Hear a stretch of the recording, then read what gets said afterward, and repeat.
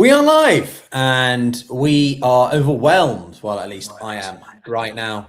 Welcome back to the Global Gambit, everybody. Yesterday on Monday, May 4th, it was quite a hectic day for the situation in the Strait of Hormuz between Iran and the United States. What seemed initially as though Iran had struck a US asset, a naval asset, turned into actually, well, we fired in the direction, the US saying that it didn't, and a lot of fog of war, a lot of clarification of perspectives, but also still continued escalation building and so on. With all that in mind, I wanted to speak to someone who knows a lot more about how escalations work. And so we're back with the great Ross Harrison, Senior Fellow at the Middle East Institute and author of the new book, Decoding Iran. And Ross, I'm curious for your just initial reactions to what we saw yesterday. It seems like the biggest flare-up we've seen in the past few weeks, really. And there seems to be a worry that we're going back towards war. Yeah, I mean, it's quite possible that we're going back towards war. And I think one way to think about this, Pyotr, is that this is also a form of negotiation. What we're seeing in the Gulf, the blockade and the closing of the Strait on the Iranian side, the blockade on the US side, is itself a form of violent negotiation or soft violent negotiation itself. And I think what's happening is, to the degree that both parties want to move to the negotiating table, right now that's not clear, because what you need for that to happen, Pyotr, is you need both sides to believe they can gain more at the table than they can on the battlefield. And it's not clear that either side believes that at this point in time. So what you're seeing is both sides trying to establish escalation dominance to some degree.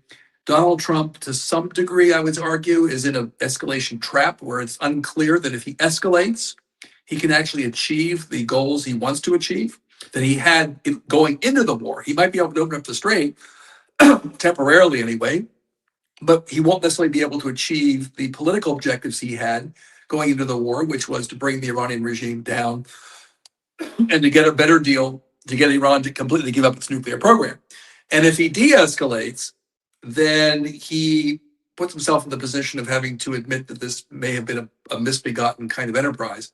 So he's kind of caught in a trap, and the Iranians too fear the current situation, which was at a stalemate. They're concerned about it solidifying into a new status quo that parties develop a workaround for.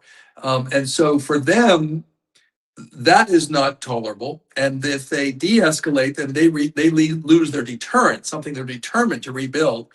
So in a way, escalation for them is less risky.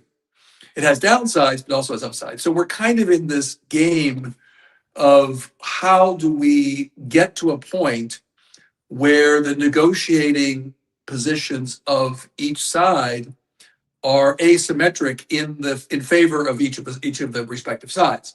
So the Iranians want to enter. If they're going to go to negotiate, they are the middle power. They're not a global power.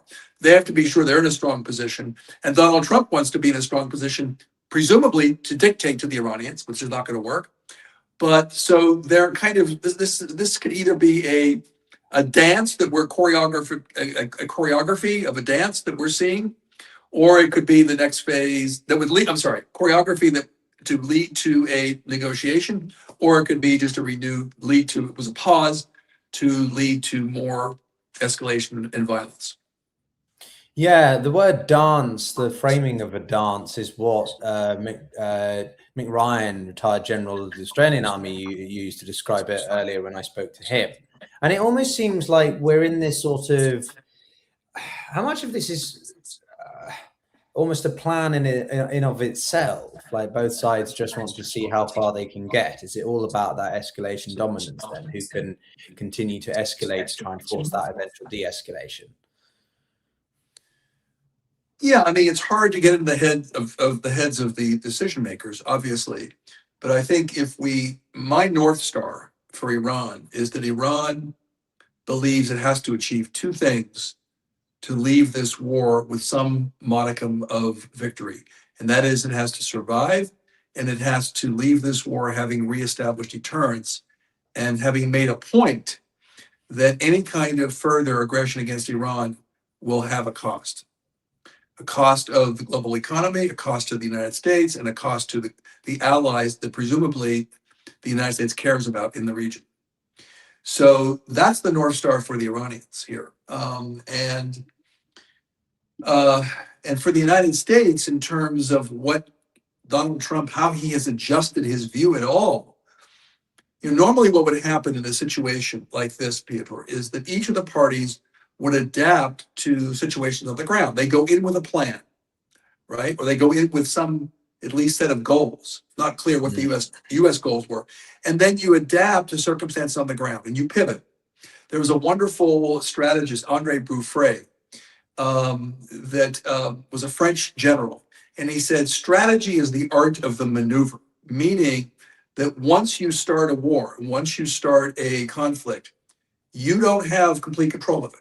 The enemy gets a vote. And the maneuver is how you adapt to changing circumstances. And it's not clear that Donald Trump has adapted. I think from what we can see, he believes that if he just goes 1 inch further, that somehow the Iranians are going to capitulate. That's a very dangerous thing. So the Iranians want to make sure that they don't leave the conflict having lost what they gained so far, which is deterrence, meaning the ability to inflict pain on the global economy. And the United States seems to want to be able to dominate Iran. So those are incompatible goals. So they either have to join, there has to be some kind of convergence, and at least both parties believe that they can only win at the negotiating table. And that does not seem to be the case at all with either of the parties. I think it's clear that both sides want some deal, but they have different deals in mind, as you say. They couldn't be further from one another, and therefore they're sticking to these red lines. So until one or the other, or preferably both, I suppose, decide to offer some kind of concession or acknowledgement of shifts, then we could see a full-scale set of hostilities come back, right? It just doesn't seem like Trump, as you said, adaptability. But for me, I feel like it's worse for the American side because Trump is undermining his own collective team versus the Iranians, which, whilst they have their differences, are still presenting more of a united front. Yeah, I think that is true.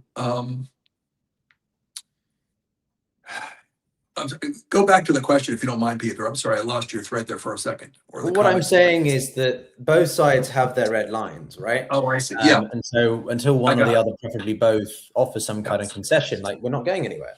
But we're not. I think the problem with that kind of framing, Pyotr, is I don't think we've really been in a true negotiation where the parties they haven't sat down. I mean, typically in a true negotiation, you would sit down, lock the door, whether it's proximity talks where the parties are meeting with intermediaries, which are usually not constructive beyond the first meeting, but right, the proximity talks or direct talks, and they agree to basically lay out either a framework of what they can agree to, and then bracket the things they can't agree to, and then return to those things. But I don't think we've gotten there yet. So I don't think this has really been tested, whether in fact what the flexibility of each of the parties would actually be. Because the one meeting they had in Islamabad lasted a number of hours, but in diplomatic terms, it was a nanosecond. These things take a long time to negotiate. A lot of it was theatrics and positioning, and so it's not clear that they actually, what each party, what the bottom line red lines of each of the parties are. They seem to be, if the U.S. does not get its way and get the right signals from Iran, then they're going to use coercion in some way to get more on the battlefield than they could have gotten in the negotiating table. And that is problematic. I don't think it's a matter of differences. I mean, it might come down to differences, but that has never been, the theory of the case has never been tested yet. They've only had one meeting.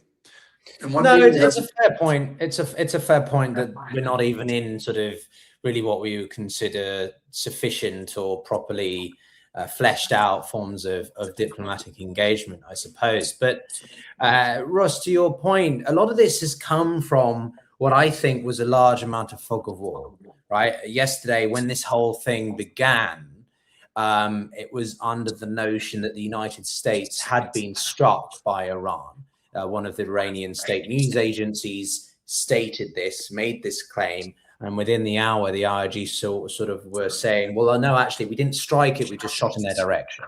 We were doing a show of force, not an actual kinetic engagement.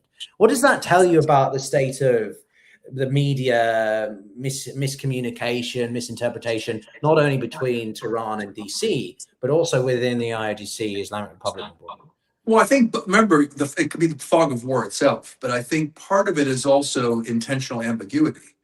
And ambiguity sometimes gives the actors the ability to maneuver. So to say that they fired in the direction of the ship, it didn't hit the ship, what they're doing is what they call threshold testing, in a way. Both parties are doing that to see how far they can push the threshold of pain or the other, and sort of test the positions of each of the parties. And I think to some degree, if there was an attack on the UAE or the ship near the UAE yesterday, that also is a form of threshold testing, because it's indirect. It's not against the United States directly, but it's a show of force, right? So that too is a bit of a threshold test, and trying to position each actor is trying to position itself in a positive way relative to the battlefield without necessarily triggering a full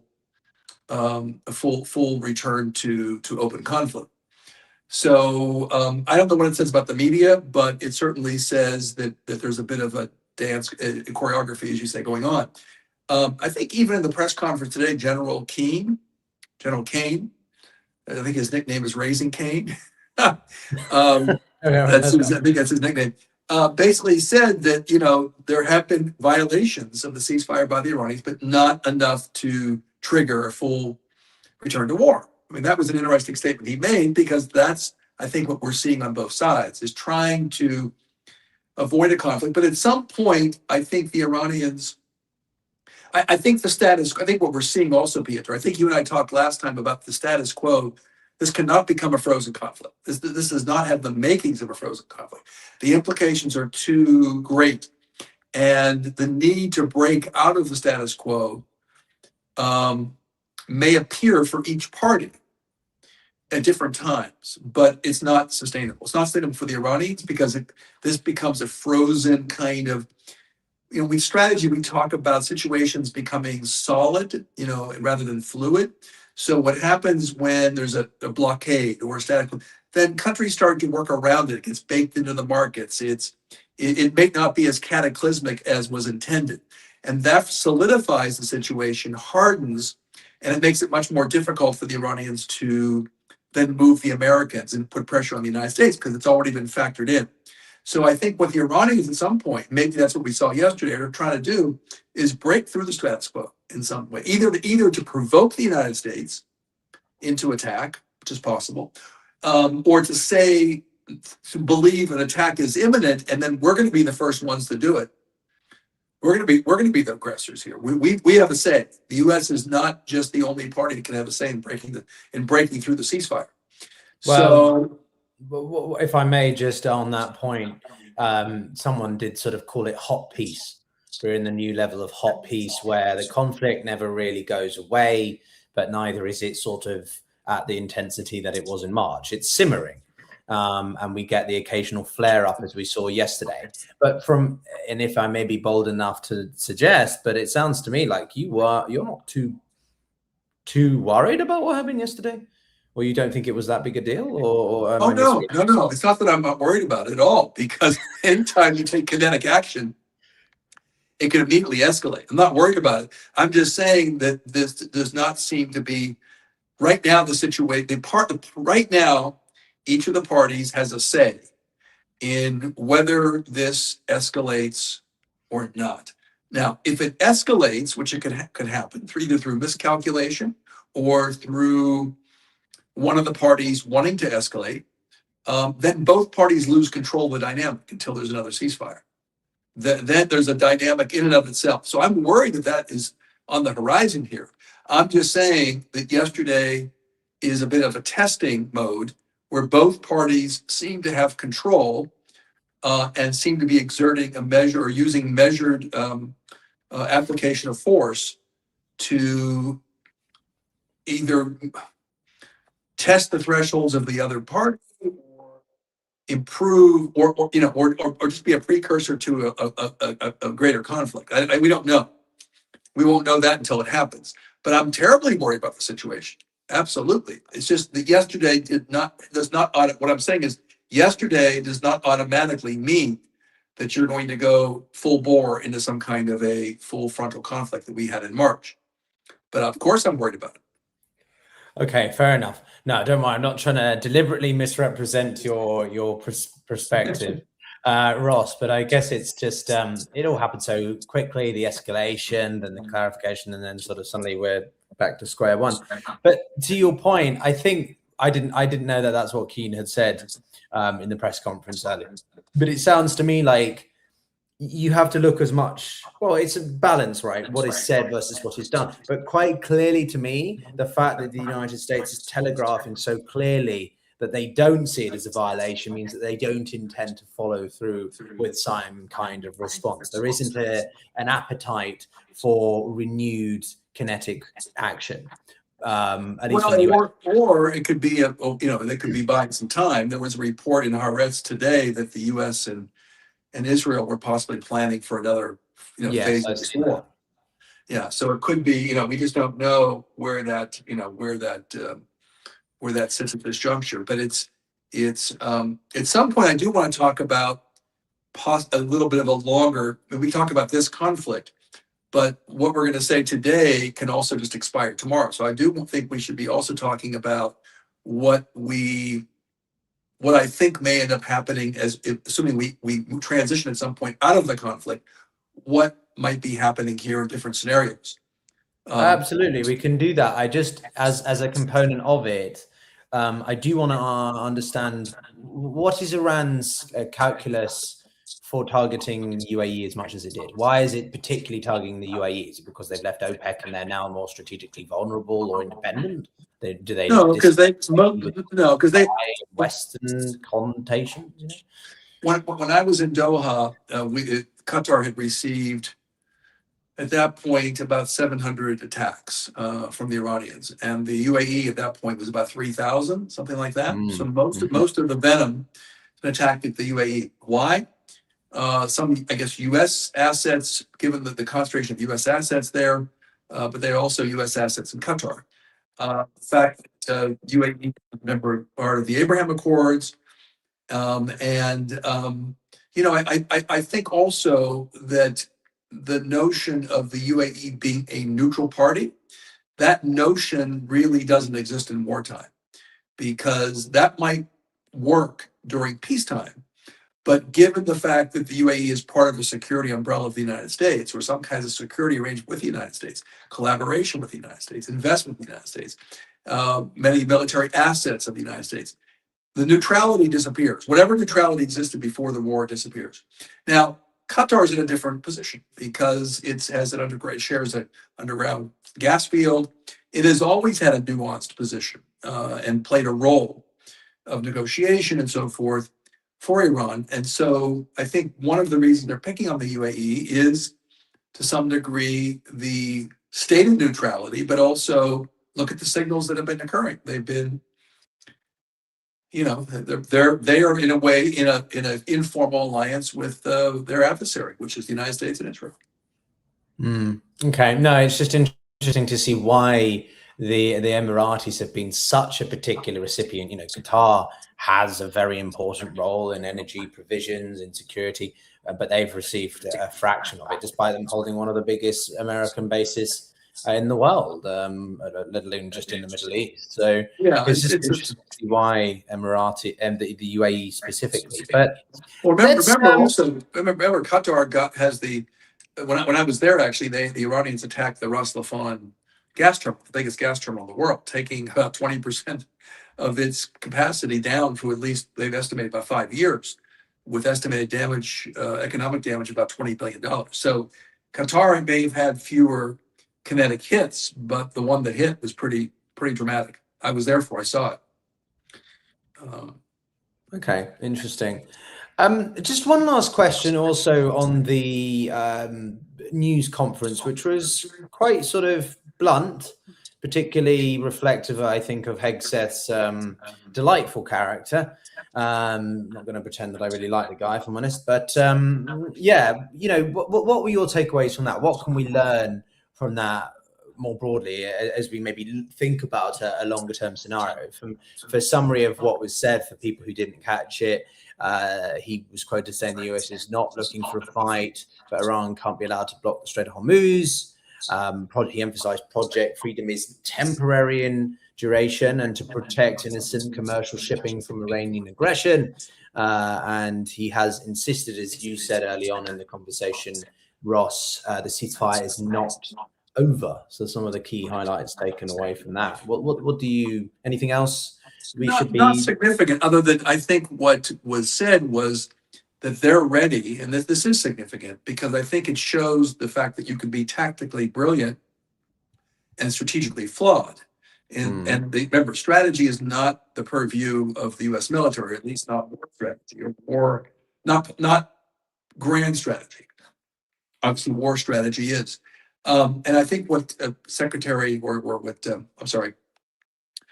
Keane said, General Keane, I think it is, not Admiral, I think it's General Keane, said is that any kind of move beyond the ceasefire is a political decision. It's not his. So I think what we're seeing is that the U.S. military has executed its job or its mandate very well within the context of the orders that they've received from the White House. I think what's missing here is what the end game is. They keep talking about opening up the Strait of Hormuz, but I think listeners have to realize that the Strait of Hormuz was never an issue. I mean, it was always a latent issue, it was always a potential issue that if Iran were attacked, but the Strait of Hormuz was wide open despite all the conflicts that have occurred in the region.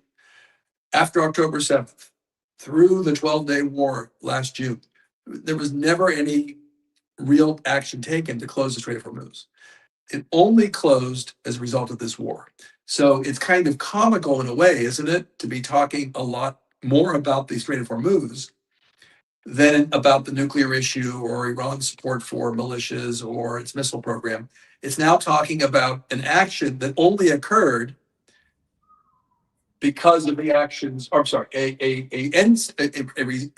situation that we're in that only occurred as a result of actions the U.S. and Israel took.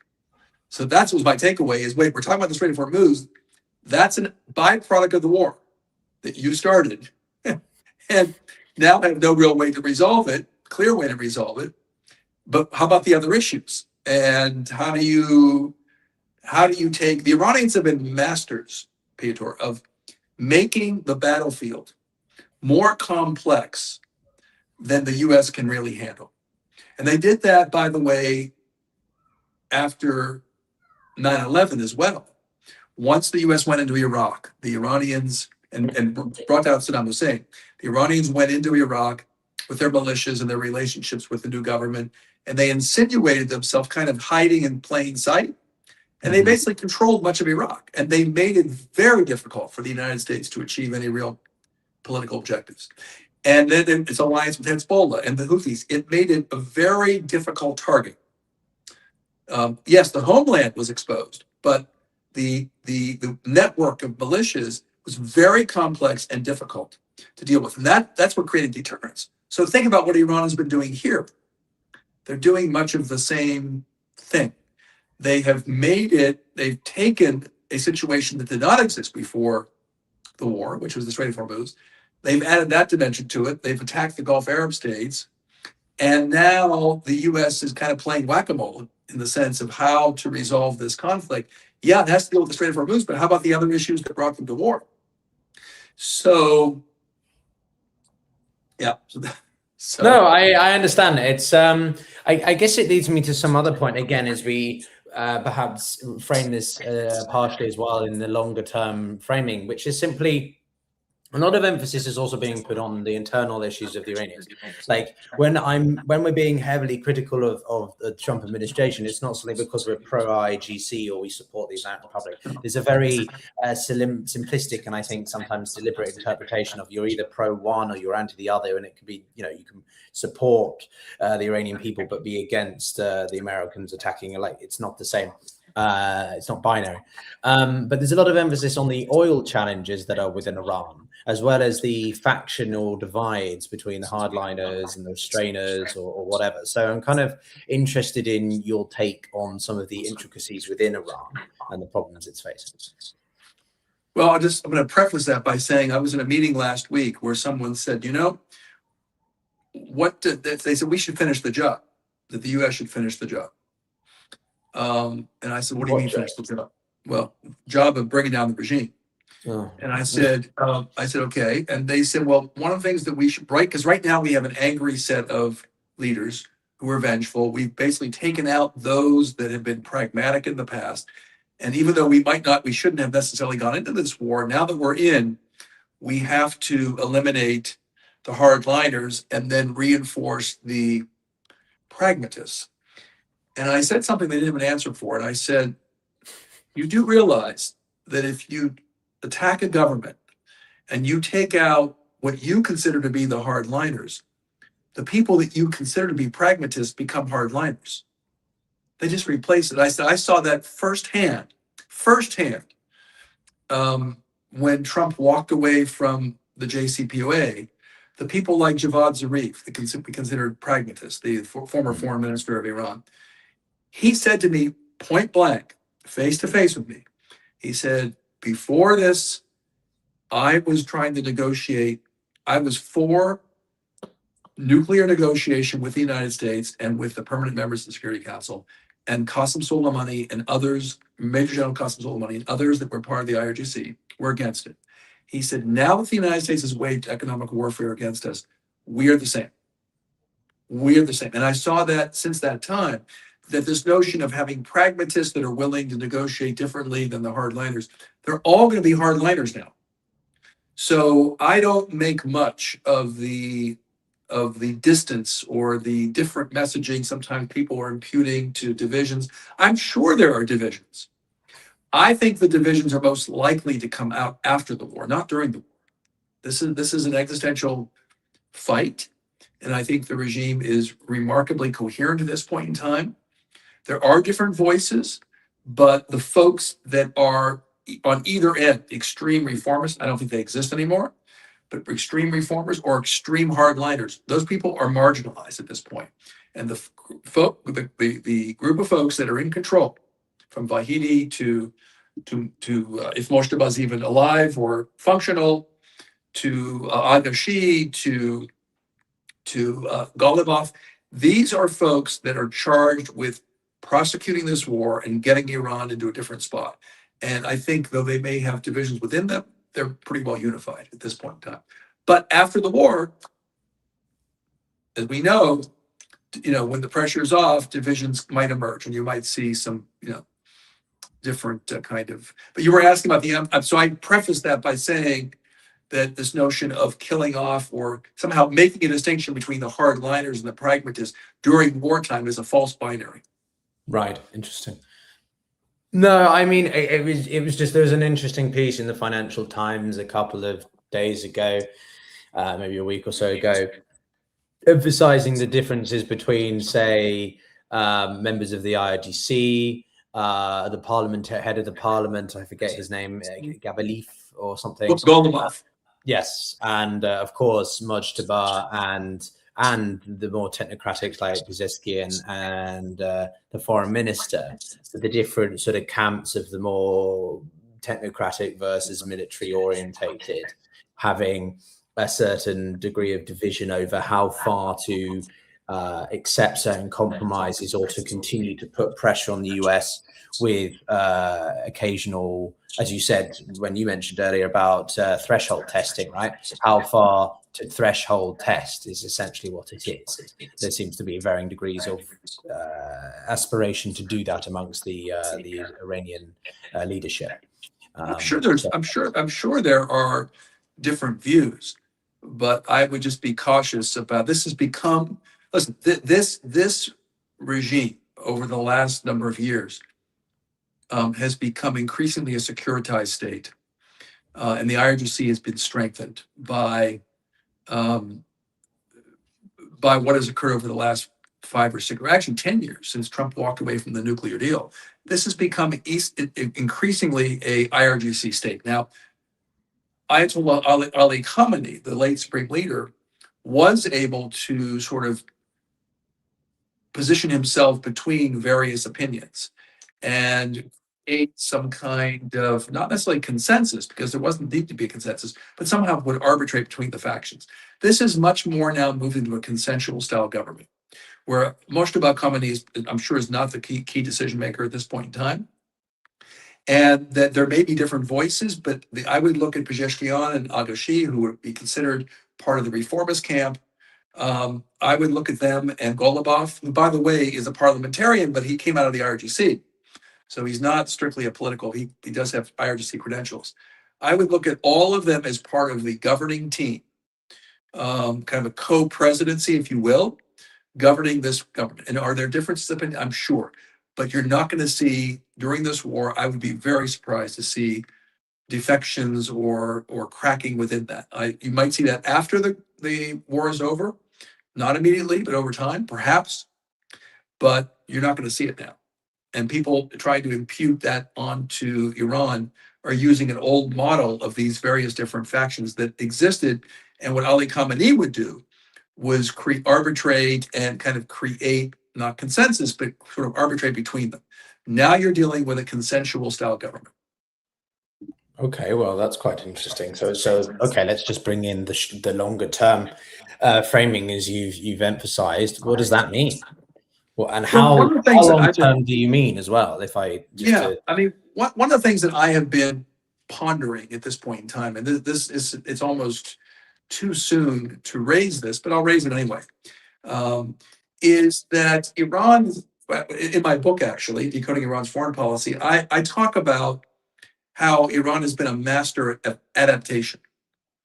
They've adapted sometimes tactically and sometimes strategically to events that have been beyond their control. So, coming out of the Iran-Iraq War of 1988, Iran came to the conclusion that they had to change their security doctrines, that they had to develop what they call forward defense. And forward defense for them meant pushing conflict away from their borders to protect the homeland, because they were invaded by Iraq, right, in 1980.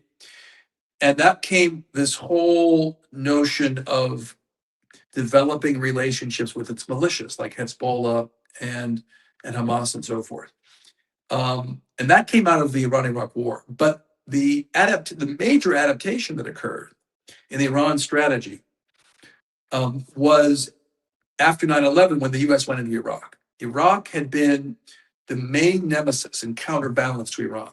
So actions the US took in Iraq actually strengthened the hand of Iran, because Iran now had a place to go to play into. And then the civil wars that occurred after the Arab Spring in Syria and Yemen also enabled Iran to sort of insinuate itself into, and that's what created this sort of axis of resistance that we talk about.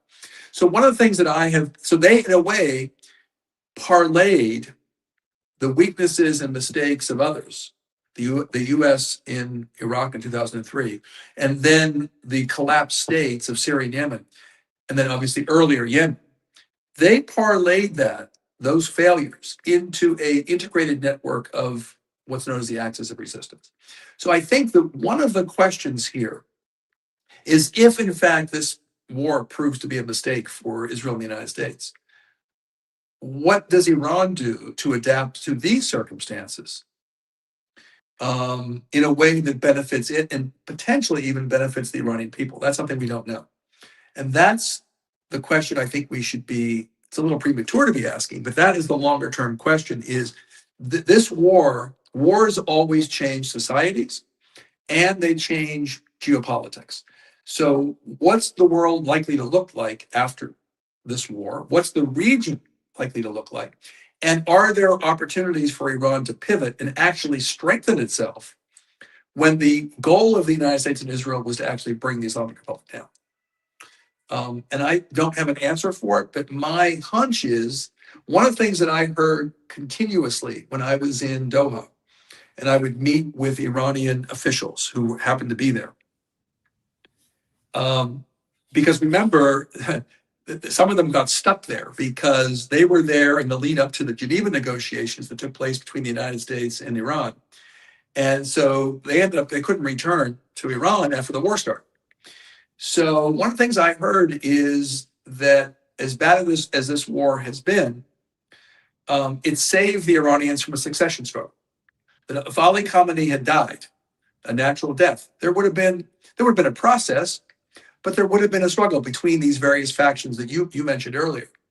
Well, guess what? The baptism of war, in a way, it didn't spare the Iranians, lots of destruction and so forth, but in a way, it fast forwarded the succession struggle and created a new succession plan.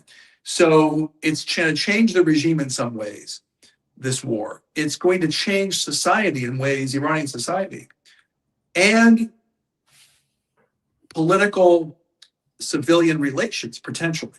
In other words, one of the things that I do, my North Star on this, Pyotr, is that the old strategy of the Islamic Republic had run out of gasoline.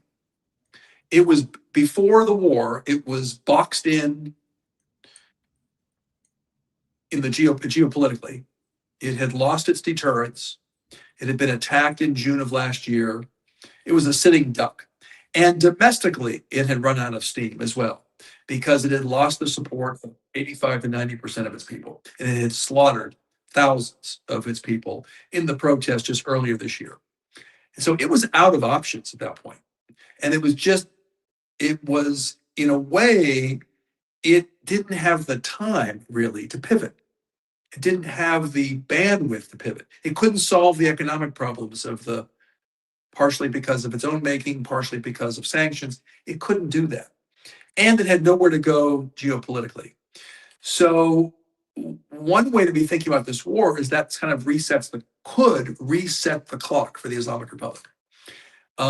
It's very clear that the Americans and the Israelis didn't just target the regime, it was targeting civilian infrastructure, it was targeting national shrines and heritage sites, it was attacking Iran.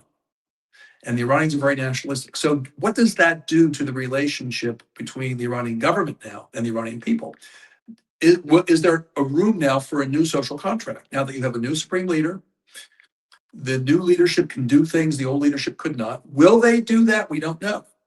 But that's an opportunity for them. And geopolitically, what does it mean? The United States, is now in the region perceived as, to some degree, as irresponsible actor.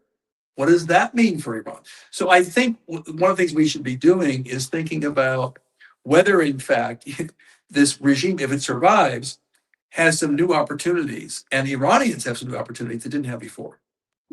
Well, can't we make this a reasonable assessment, Ross, as one angle, that the Middle East is undergoing a significant balance of power shift. You have two emerging blocks, India, Israel, and UAE on one side, and the Saudis, Pakistanis, and Turkish on another. And the Iranians, for all their competing to be the regional hegemon for the decades that they have, are not the same as they were because of the reasons that you've outlined. And I think most people would appreciate if they follow this even remotely. So the Iranians are going to internalize. They're going to focus on their domestic issues. They're obviously still going to try to project power in some way or deterrence. But ultimately, they're not vying for the same influence over the region as they were. What's your assessment in that scenario? I that's possible, and those camps do exist. I should mention Egypt as well. Egypt's also Egypt, Egypt, right, along with Turkey and so forth. I think one of the things that I've heard when I was in the Gulf, and one of the things, I did some work with the Iranians and with the Saudis, the Emiratis, early, I guess 2017 till 2020, on this question of regional organizations. In other words, one model is you get different camps and different configurations. The question that I grapple with is, what are the opportunities for some kind of regional architecture that would prevent this region ever experiencing this again, assuming that this is cataclysmic for the region. And the reason I say that is I think all the actors, including maybe even, I don't talk to Emirati officials, but UAE, believe that the old structure that they had, where they were tied into a US security umbrella, was no longer providing security, right? And that there had to be some kind of modus vivendi or some kind of regional framework for conflict mitigation. And whether these different camps, with Pakistan on one side, India on the other side, Saudi Arabia on one side, the UAE on one side of that camp, Egypt, Turkey, yeah, that could become a new balance of power, perhaps.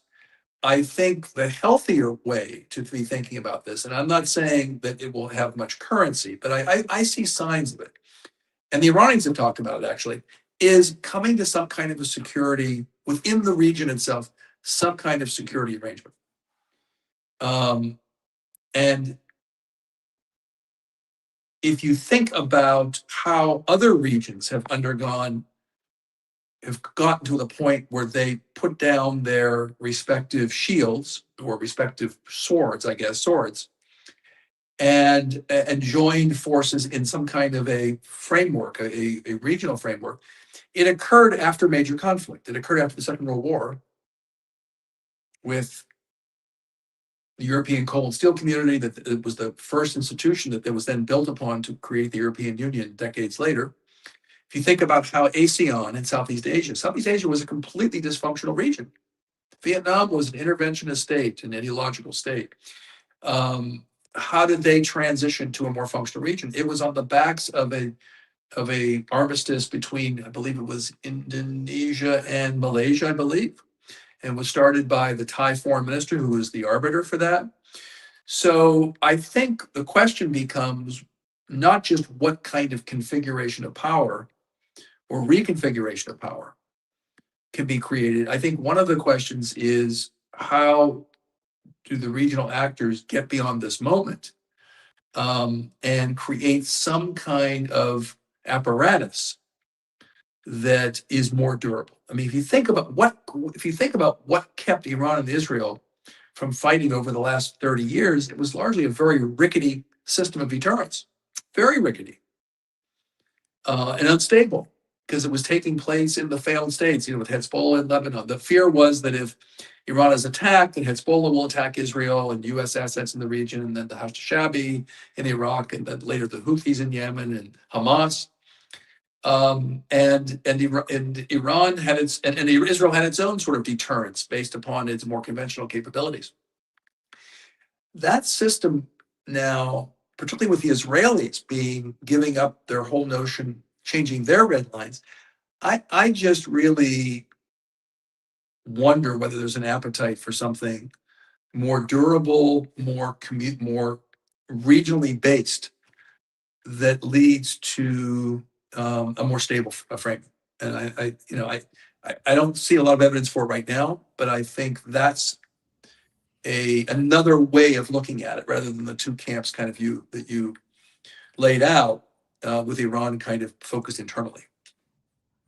Quite a lot of food for thought. But Ross, I mean, we'll definitely have to have you back, I guess, in the next few days, next week, next 24 hours. I had no idea. I'm done for this week, but I'll be pretty much out of pocket next week, but we certainly can revisit this at some point in time. I'd be happy to. Yeah, no, we must. You're a regular, and I've already seen on the comments many people interested.